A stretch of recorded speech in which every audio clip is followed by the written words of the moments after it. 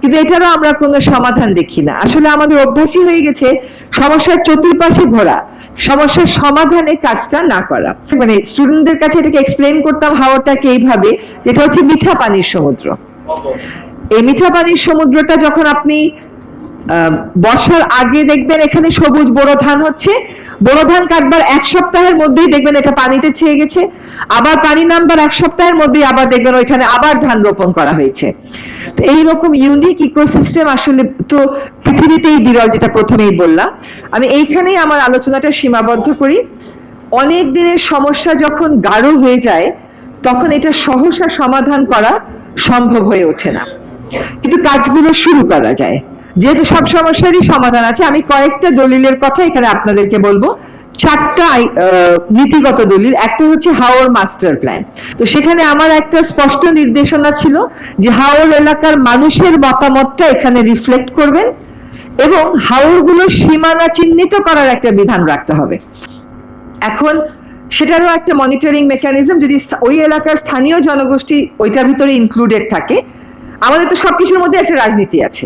তো আসলে সত্যিকার অর্থে যাদের ওই কাবিটার টাকাটা দরকার, যারা সত্যিকার অর্থে লেবার হিসাবে কাজ করতে পারবে বা কাজ করে, তাদের সংখ্যাই আমাদের সেখানে বাড়াতে হবে। দ্বিতীয় কাজটা হচ্ছে যে হাওরে বাঁধ সংক্রান্ত যে গাইডলাইন, সেটাও আমরা সংশোধনী প্রায় চূড়ান্ত করে এনেছি। তারপরে সকলের মতামত নিয়ে আমরা ওয়েবসাইটে দিয়ে দিব। 3 নম্বর হচ্ছে হাওর প্ল্যান্টেশন। এই যে আজকে প্রেজেন্টেশনে বলা হলো যে 90% গাছই কেটে ফেলা হয়েছে। আরেকটা হচ্ছে হাওর ট্যুরিজম। হাওর ট্যুরিজমটা এমন অনিয়ন্ত্রিত হয়ে যাওয়ার তো কথা ছিল না। স্থানীয় পর্যায়ে তো প্রশাসন কাজ করে। তো যাই হোক, আমাদের এখন হাওর অধিদপ্তরের যিনি ভারপ্রাপ্ত ডিজি আছেন তাকে আমি পাঠিয়েছিলাম।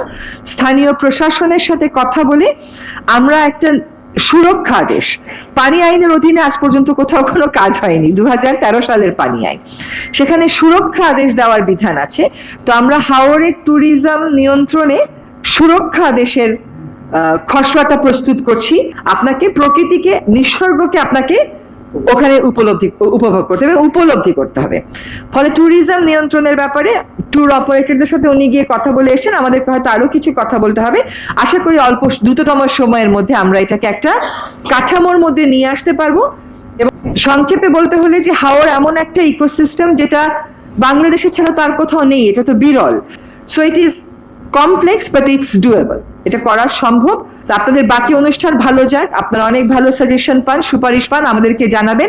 আমরা যেহেতু পলিসিগুলো ফাইনালাইজ করছি, আমরা আপনাদের মতামতগুলো সেখানে সন্নিবেশ করে দেওয়ার আপ্রাণ চেষ্টা করব।